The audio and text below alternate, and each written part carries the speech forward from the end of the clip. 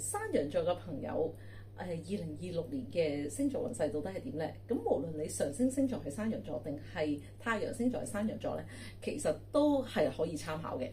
好啦，山羊座嘅朋友，因為咧而家所有星咧都基本上係喺真係好似衝住你而嚟咁樣，咁啊唔使驚嘅，其實唔係壞事嚟嘅。其實咧，只不過咧係有一啲真係既定嘅模式咧，你真係好需要徹底去認識同埋改變。咁尤其是係人際關係入邊嘅溝通技巧啦，咁會唔會真係因為咁樣而因為學過啦，因為經驗過而真係有所提升？而今年咧係真係要係應用喺唔同嘅生活範疇入邊。咁所以咧喺人際關係嘅變化咧，咁我覺得山羊座嘅朋友咧，可能即係對於你哋嚟講咧，係真係一個即係挑戰嚟嘅。咁呢一個咧，亦都係你新嘅任務嚟嘅，就係因為咧，你開始要知道咧，你嘅溝通方式、你嘅知識同埋你嘅學習係可以應用喺唔同人身上。咁但係咧，到底乜嘢係你真正想要表達嘅嘢啦？同埋你表達嘅嘢會唔會係真係好似你覺得同其他人唔同啦？咁喺呢一方面嗰個落差咧，咁可能你就要慢慢去調節啦。咁係嘅，你講嘢嘅時候啦，或者你表達溝通嘅時候咧，真係唔一定咧，真係叫做好就住定係點。但係總之就係咧，你可能要肯定係就係喺嗰個知識嘅層面出發，同埋喺嗰個真理嘅層面去出發，然後跟住咧先至可以有效地咧去令到身邊嘅人咧都明白你嘅意思嘅。係啦，咁如果因為誤會而有一啲爭拗啦，又或者因為誤會咧而令到你覺得係冇辦法表達出自己嘅諗法咧，其實呢一件事咧都講緊係好可惜嘅。係啦，咁可能咧嗰啲沒完沒了嘅爭拗咧，就要係今年咧就開始知道到底點樣去，即係因為你而完結咗佢，話題終結者。係啦，咁其實呢一樣嘢咧係可以令到你咧真唔會即係叫做沉溺喺一啲叫做係無謂嘅嘢度。咁而且呢一樣嘢咧，到底咩叫無謂咧？就係佢有冇令到嗰個結果去提升咧，同埋有冇令到咧嗰個結果咧係好似出現咗一個係啦，即係會唔會令到你都提升咧，或者大家都一齊提升咧？咁如果冇嘅話咧，咁即係話咧，好似大家喺嗰個爭拗點咧就唔啱啦。咁而呢一個測試咧係一定準確嘅，所以咧你而家開始要知道咧，到底乜嘢係真係為自己而表達啦。又或者你嘅困難喺邊度啦？又或者你真係覺得嗰件事係可行，嗰個規劃到底係點啦？最緊要咧就係真係為自己嘅規劃先。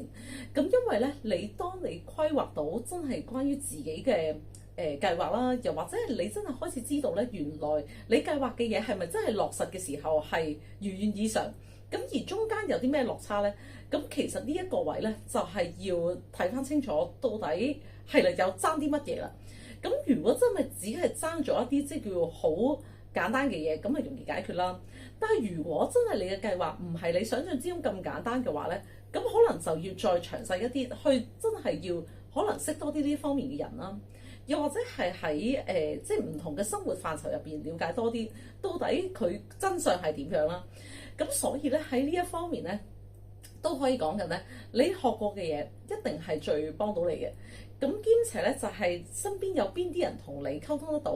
咁而你開始知道咧自己點樣去選擇自己嘅人際關係咧，咁其實就首先你唔好覺得好似係人哋即係叫即係衝擊你，係啦，咁係因為咧而家都有啲星咧就係關於點樣木星喺你嘅下降點，即係喺你嘅第七宮伴侶宮，咁所以咧即係關於同人之間嘅關係咧，有可能咧人哋嘅聲音係會放大咗嘅。但係咧，首先你就真係唔好覺得人哋嘅聲音咧係會影響到你先。咁到底有邊啲嘢係真係可以即係實際啲去執行，又或者邊啲嘢咧真係好實際嘅？咁然後呢一樣嘢喺你身上咧，咁其實係佢真係會如你所願嘅。咁所以咧就係有啲無謂嘅嘢唔好爭拗，就係咁啦。咁然後有一啲重要嘅嘢咧就係好堅持，咁同埋咧就係要有一個即係叫你。係啦，即係你個 plan 到底係點樣咧？咁你真係要解釋清楚。係啦，咁喺呢一方面咧，無論係喺工作嘅環境，定係喺私人生活，即係可能你同伴侶之間嘅溝通啦，同埋你同即係叫拍拖嘅樂趣啦，到底喺邊度咧？咁其實可能呢一方面咧，真係人哋真係覺得你太認真。咁而喺呢一方面認真唔係唔好，但係只不過咧係有邊啲位係真係可以輕鬆啲去保持一個可以改動嘅空間啦，同埋到底乜嘢係真係自己嘅喜好啦，你真係想去嘗試啦。咁呢個咧，你解釋清楚或者表達清楚咧，其實嗰個誤會咧就唔會發生噶啦。係啦，咁今年咧，即係好可能咧，即係關於乜嘢叫自己呢一樣嘢，因為佢真係放大咗，咁所以咧係有可能就係你要即係啦，即係總之咩叫為自己呢一樣嘢，如果真係好陌生嘅話咧，咁其實就係要嘗試下啦。咁因為今年咧，大家都係要嘗試一啲陌生嘅嘢。咁而且咧就係有好多關於生活入邊可以改變嘅嘢啦，同埋有邊啲嘢咧係真係係咪聽都冇聽過，咁然後到底係啲咩嚟嘅咧？咁就要認知多咗，咁其實先至咧真係對於自己可以變化嗰個空間咧係會更加大嘅。係啦，咁係因為咧，即係可能你以為佢係咁樣，但係其實實際上佢係咁樣。咁其實呢啲咧以為呢啲嘢咧，咁啊真係好可以令到成件事咧係好混亂嘅。咁但係最主要咧就係會唔會係學多咗新嘢啦，又或者識啲新嘅朋友啦，擴闊自己嘅生活圈子啦。由呢一樣嘢咧係可以令到你開始發覺咧，原來唔同人嘅溝通方式咧係真係唔同嘅。